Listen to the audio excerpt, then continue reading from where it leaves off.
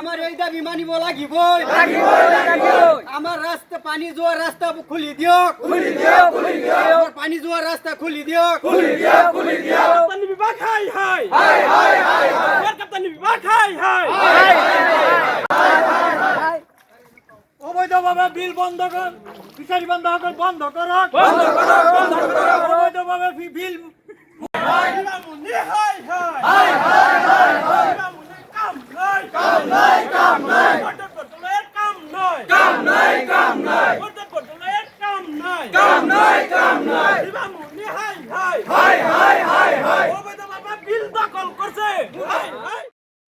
বটদ্ৰৱাৰ অবৈধ বেদখলত গুৰুজনাৰ জন্মস্থানলৈ চৰম ভাবুকি কৃত্ৰিম বানৰ কবলত পৰি বছৰ বছৰ ডুব যোৱাৰ আশংকা বিশ্ব ঐতিহ্য ক্ষেত্ৰ গঢ়ি তুলিব খোজা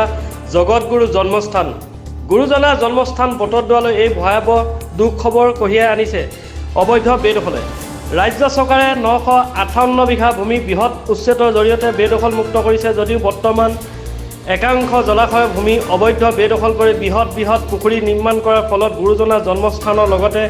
বৃহত্তৰ বটদ্ৰৱাৰ অঞ্চলত প্ৰায় 30খন ৰাজহ গাঁও বছৰটো 10 মাহে কৃত্ৰিম বানৰ কবলত পৰি ককবগাই থাকিব লগা হয় বিশেষকৈ গুৰুজনাৰ জন্মস্থানৰ পৰা বাৰুৱাতি হৈ মৰিগাঁৱলৈ সহযোগী একমাত্ৰ গড় কাপ্তানি পথটি কৃত্ৰিম বানৰ কবলত পৰি বৰ্তমান সম্পূৰ্ণ বিধ্বস্ত হৈ পৰিছে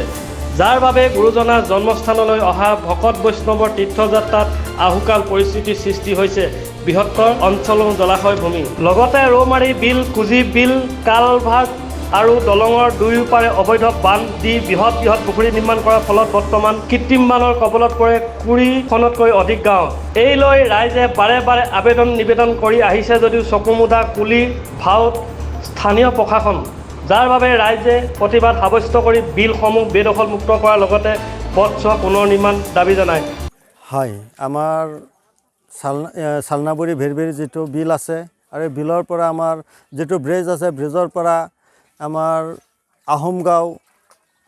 ডিং জাজৰি ৰাস্তাটো এখন ব্ৰিজ আছে সেই ব্ৰিজলৈকে আমাৰ ৰাস্তাখিনি পানী যাৱাৰ ৰাস্তা মুকলি কৰি দিব লাগে বিজ্ঞানসন্মত ড্ৰেইনৰ জৰিয়তে তাৰপিছত গৈ পৰিছে মানে ৰৌমাৰী বিলৰ আমাৰ পানী যোৱাৰ ৰাস্তাটো আমাৰ সুন্দৰকৈ আমি বিজ্ঞানসন্মত কৰি দিব লাগে তাৰ পিছত যেটো বিল আছে গোটেইখিনি বিল এটা বিলৰ পৰা আনো এটা বিললৈ পানী যোৱাৰ ৰাস্তাটো আমাৰ মুকলি কৰি দিব লাগে তাত চৰকাৰী আৰু বেচৰকাৰী আমাৰ কোনো নাই আমাৰ চৰকাৰলৈ এটাই দাবী চৰকাৰী বেচৰকাৰী সকলোখিনি ইয়াত উচ্ছেদ কৰিব লাগে আমাৰ পানী যোৱাৰ ৰাস্তা আমি মুকলি কৰি দিব লাগে দ্বিতীয়তে আমাৰ চৰকাৰলৈ আমাৰ দাবী গুৰুজনাৰ জন্মস্থানলৈ যোৱাৰ যেটো মূল পশ্চিমাঞ্চলৰ কাৰণে এখন মূল গুৰুত্বপূৰ্ণ পথ সেই পথখন 3-4 ফুট ওখ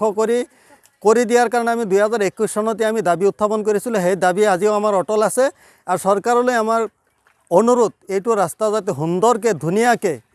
ওখ কৰি আৰু বহল কৰি দিয়ে যাতে বটদ্ৰৱালৈ যোৱাৰ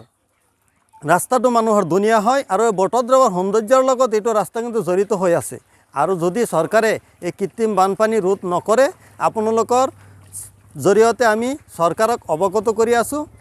যে কোটি টকাৰ যিটো প্ৰকল্প বটদ্ৰৱাত বনাই আছে এইটো প্ৰকল্পও কিন্তু কৃত্ৰিম বানৰ কবলত পৰিব নিশ্চিত বটদ্ৰৱাৰ পৰা Nazrul Islam report E24 live breaking